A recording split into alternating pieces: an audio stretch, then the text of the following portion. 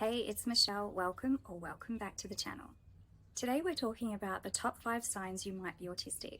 Now, of course, autism looks different for everyone, so this isn't a checklist or a diagnosis, but if some of these sound familiar, it might help you understand yourself a little better or give you the language to describe what you've been feeling. Please make sure to like and subscribe. It really does help out. Let's create a safe space for autistic people to share their experiences and not feel so alone. The first big sign is sensory differences.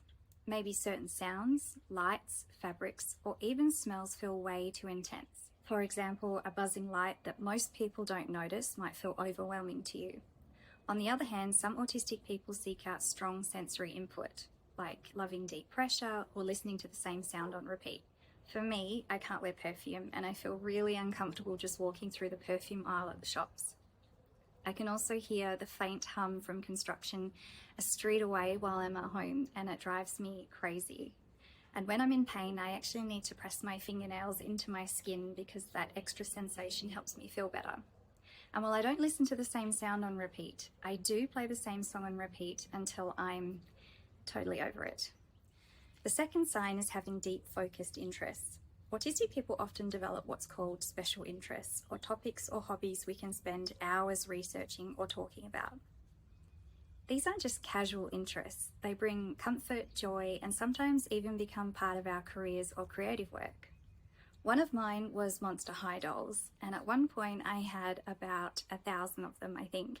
Stop it. Get some help.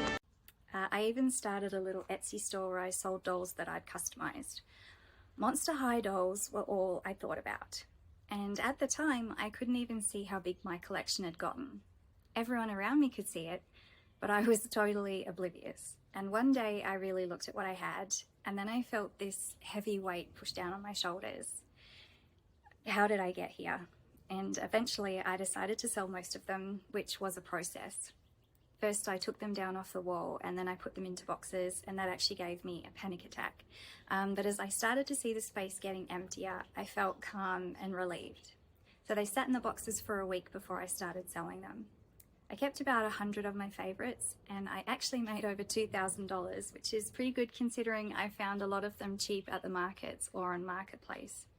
I don't have the Etsy store anymore either. It was a fun chapter of my life, but I was done with it. And now I'm much more mindful of not letting my special interests get out of control. Fun fact, I was diagnosed at 41 around this time, and it helped me realize why my collection had taken over my life. The third sign is social differences in social communication. Maybe you find small talk exhausting or struggle to read between the lines in conversations.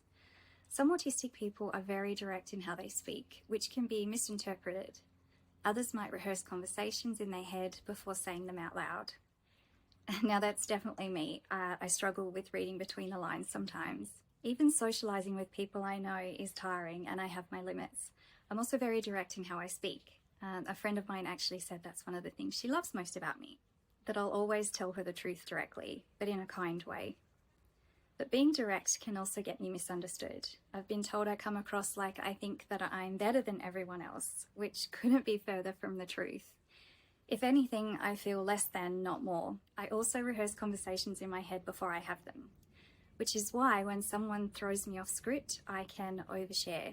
Like the time a cashier asked me if I'd been to the new library. Now this wasn't on my script, so I went on about how amazing and clean the toilets were at the library. I did not stop. What? My poor kids just stood there in horror while the cashier's smile just melted into confusion, wishing she was anywhere else but stuck with me in that moment. Number 4 is needing structure and routine. Change can feel unsettling or even overwhelming. You might prefer sticking to familiar schedules, foods, or environments. Routine can help reduce anxiety and make the world feel a little bit more predictable. For the longest time, I didn't think I was a routine person, but this past year I realized, yes, I actually am. And my routines are so ingrained, I just couldn't see them. And to my shock, I discovered that I might be a bit of a control freak. I scurry people out of my kitchen because no one does the things the right way like I do. I like my washing hung out a certain way. I take my medications in the same order at the same time every single day. I cook the same meals and stick with the same brands. And if someone suggests changing up dinner like adding a new ingredient, Well, forget it. It's not happening. One of my friends even bought me a beautiful pink knife set for my birthday. They were perfect. I love pink and I cook all the time. It was the perfect present, but in my mind I already had my knives. The pressure to use the new ones made me feel irritated and then mad at myself for feeling that way. Why couldn't I just accept this thoughtful gift? So, the knives sat on display in my kitchen for a year unused until I was finally ready. And when I did start using them, they were amazing.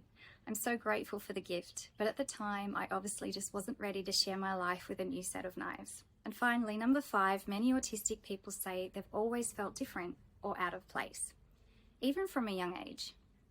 Maybe you masked or copied others to fit in, but deep down you knew socializing wasn't coming naturally. That feeling of being out of step is a really common experience. I really felt this one.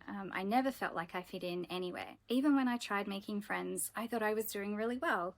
I remember being at a friend's house and we were playing. She went inside to have a drink and I overheard her big sister ask her what was wrong.